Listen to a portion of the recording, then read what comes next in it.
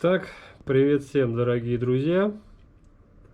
Ну, обычно я всегда начинаю с какого-то вступления, но сегодня вступление выглядит как-то вот так. Да, так уж получилось, что мне пришлось подразобрать свой двигатель. Но, честно вам скажу, на данный момент уже понятно, что прям чего-то сверхъестественного, сложного, страшного с ним не произошло. Но я вам сейчас расскажу, с чего все в принципе началось. Началось все с того, что я вообще, ну как сказать, вообще могу сказать, что я не всегда завожу двигатель прямо вот с автомобиля. Чаще всего я завожу его с автозапуска. И пока я дохожу до автомобиля, мотор уже прогрелся. То есть все, ну, скажем так, лишние посторонние шумы из него уже пропали, и мотор работает достаточно тихо. Но так получилось, что я завел двигатель достаточно, ну, сразу, то есть сел в машину, завел и услышал посторонний шум. Посторонний шум у меня раздавался вот с этой вот головки, то есть с правой стороны по ходу двигателя. Я начал, ну, как сразу поехал каким-то определенным мастерам, да, не будем там конкретно говорить, что это за мастера. Сразу, то есть шум был такой, знаете, ну, вот схожий, знаете, с чем, когда вот палец в поршне ходит, то есть вот такой, это как бы вот как алюминий палец, ну такой вот, он глуховатый слегка. Но все сказали, что нужно там скрывать, нужно смотреть, то есть никто ничего толком не говорит. Ну, я вам сразу скажу, если вы хотите не очень дорого чинить свой автомобиль, то изучите его, скажем так, болячки, изучите, что и как ломать, чтобы вы понимали, что сломалось, чтобы вас, грубо говоря, не разводили на деньги. Ну так вот, чтобы понять, что у меня именно случилось, я поехал на диагностику. Почему я поехал на диагностику? Потому что стук очень сильно напоминал стук муфты VVTi. На всех моторах Toyota, то есть будь то 1GZ, 2GZ, серию Z, в общем везде, где стоит муфта VVTi, она может стучать. И этот стук очень сильно напоминает, ну какой-то даже можно его сравнить со стуком двигателя, но это не то. То есть это конкретно стучит эта муфта. Я поехал на диагностику, и диагностика мне показала следующее. Она мне показала, что вот эта вот муфта у меня не работает. То есть почему она не работает, никто не сказал. Все сказали, что сначала нужно проверить датчик, потом проверить, соответственно, муфту. А звук у меня шел вот с этой стороны. И поэтому это меня немножечко, ну, опечалило, потому что все-таки я рассчитывал, что стучит именно вот эта муфта. И, ну, ее замена решит мою проблему. По большому счету было еще, скажем так, причина одна, по которой нужно было лезть. Это вот, обратите внимание, вот здесь, видите, все в масле. А в масле это все потому, что, я не знаю по какой причине, но в прошлый раз, да, кстати говоря, кто обратил внимание, да, вот тут какие-то циферки у меня написаны, видите, на распредвалах тоже все это дело есть. Это когда мне в прошлом году меняли прокладку под головкой пробитую.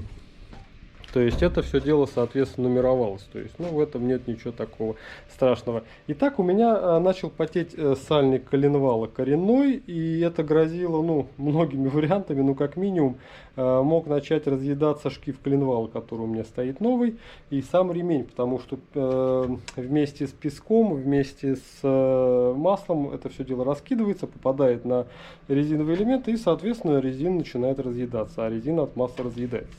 Вот. То есть, почему не заменили этот гребаный, ну, маленький сальничек коленвала в прошлый раз, когда меняли, ну, когда вскрывали все это, ну, неизвестно. Тут уже вопрос другой, но суть в том, что это была первая предпосылка, вторая предпосылка, вот этот вот непонятный шум. И еще один момент, ну, чтобы уж туда совсем лезть. Натяжной ролик начал в одном ремне, он начал издавать легкий шум. Мне это очень сильно не нравится, когда лишние посторонние шумы. Ну и в итоге я со своим очень хорошим другом мастером договорился.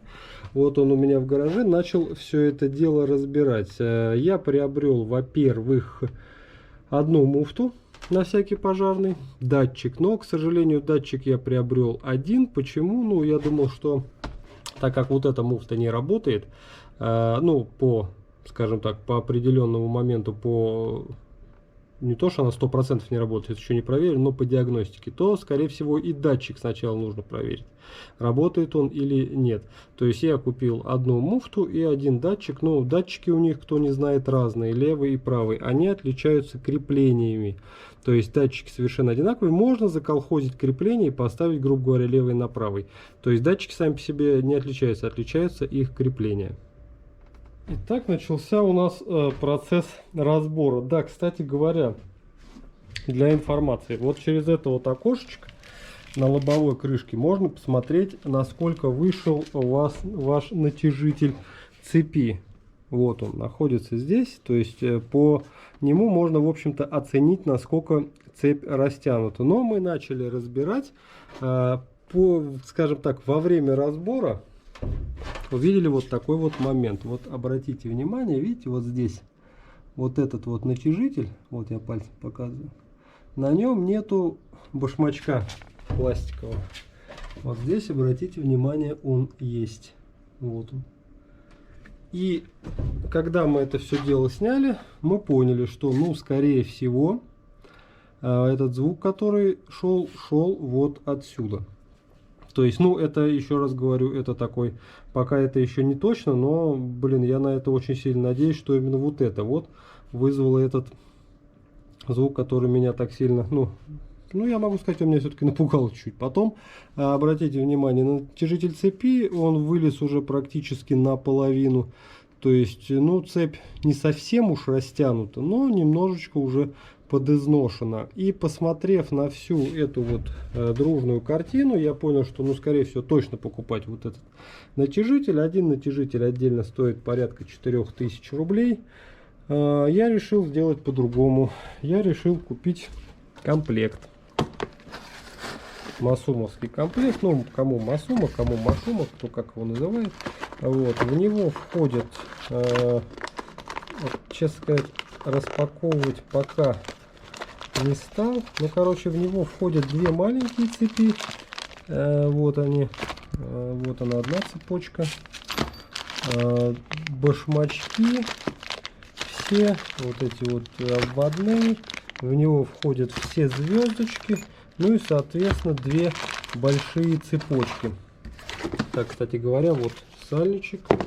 И вот же натяжитель ремня.